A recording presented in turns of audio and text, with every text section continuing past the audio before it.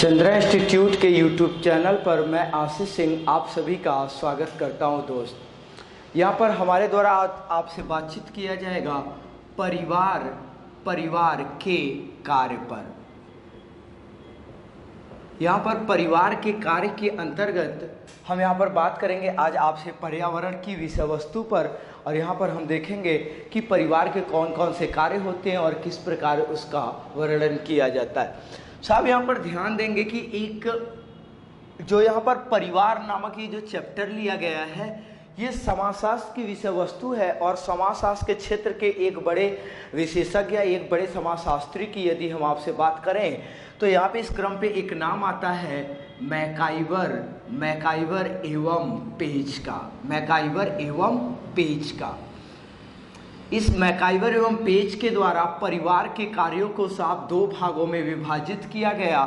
पहले क्रम पर यहाँ पर कहा गया कि परिवार का आवश्यक कार्य और दूसरे क्रम पर कहा गया कि परिवार का आवश्यक कार्य और परिवार का अनावश्यक कार्य। मतलब यहाँ पे परिवार के कार्यों का जो वर्णन किया गया मैकाइवर एवं पेज साहब के द्वारा, तो इन्होंने इस क्रम में दो बातें बताई। उन्होंने कहा कि परिवार का एक आवश्यक कार्य होता है, एक अनावश्यक। आवश्यक कार्य वह कार्य होता है जिसे हम कहते हैं प्राथमिक कार्य या जिसे हम मानते हैं प्रथम कार्य।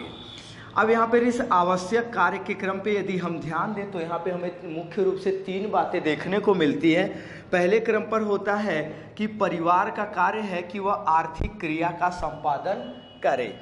दूसरे क्रम पर कहता है कि परिवार कार्य है कि वह शैक्षिक क्रिया का संपादन करे। और तीसरे क्रम पर कहता है कि परिवार का जो प्राथमिक कार्य है वह है कि लैंगिक क्रिया का संपादन करे।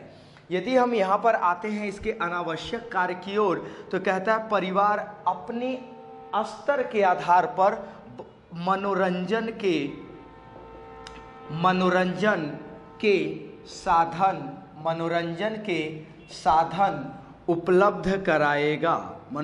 के साधन उपलब्ध कराएगा।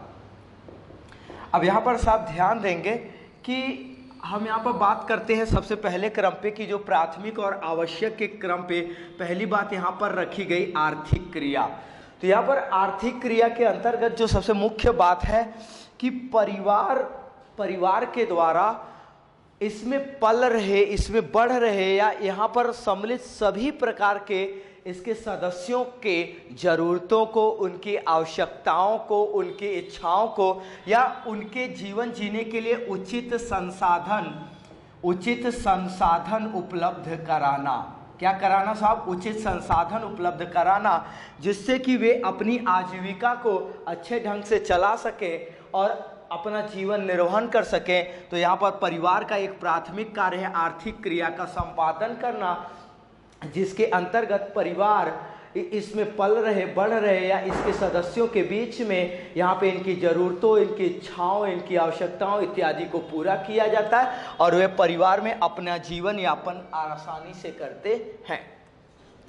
अगले क्रम पर हम आते हैं कि इसकी शैक्षिक समस्या, और इस यहाँ पर शैक्षिक कार्य के अंतर्गत हम यहाँ पर बात करेंगे कि परिवार का दो प्रकार का मुख्य रूप से शैक्षिक कार्य होता है।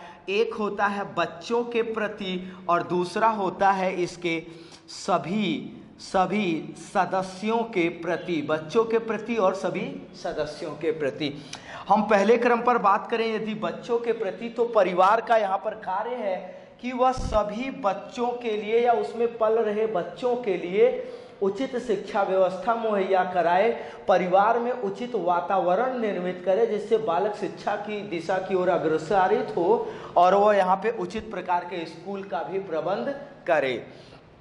यहाँ पे बात हो रहा है सभी सदस्यों के बीच, तो सभी सदस्यों के क्रम पर यहाँ पर ध्यान देंगे कि सभी सदस्यों के क्रम में यहाँ पे जो परिवार का एक प्राथमिक कार्य है कि उनमें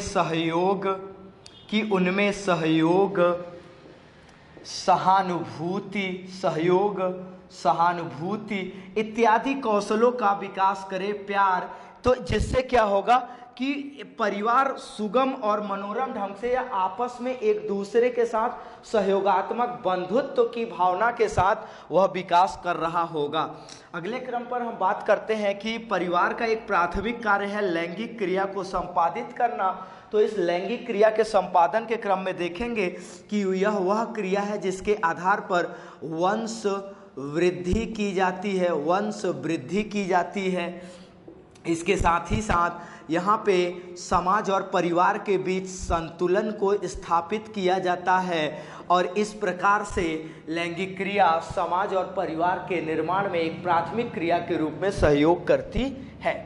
अब अगर हम यहाँ पर बात करते हैं कि मनोरंजन के साधन उपलब्ध कराएगा, तो इस मनोरंजन के साधन के आधार पर होता है कि परिवार की जैसी स्थिति होगी उसके आधार पर प्रत्येक परिवार अपने अपने बालकों या अपने परिवार के सदस्यों के लिए उचित यहाँ पर साधन मनोरंजन के उपलब्ध कराएगा। यहाँ पे मनोरंजन साधन के क्रम में कि किसी परिवार का बच्चा स्कूल जाने के लिए एसी बस एसी कार में 5 मिनट पहले जाता है और वो वहाँ पे पहुँच जाता है। उसी विद्यालय में जाने के लिए किसी परिवार का लड़का घर से 40 मिनट पहले इसलिए निकलता है कि वह समय पर पहुंच जाए। तो इस क्रम पर यहाँ पर ध्यान देंगे कि यह अनावश्यक या जरूरी नहीं होता, इसको हम द्वितीयक या इसे एक और नाम गौण, परिवार के गौण कार्य के नाम से जाना जाता है। तो यहाँ पर हमने आपसे बातचीत किया परिवार के कार्य पर और यहाँ पे इसके माध्यम से हमने परिवार के कार्यों को जानने का प्रयास किया। सिलेबस के नेक्स्ट पार्ट के साथ पुनः मुलाकात करते हैं। Thank you.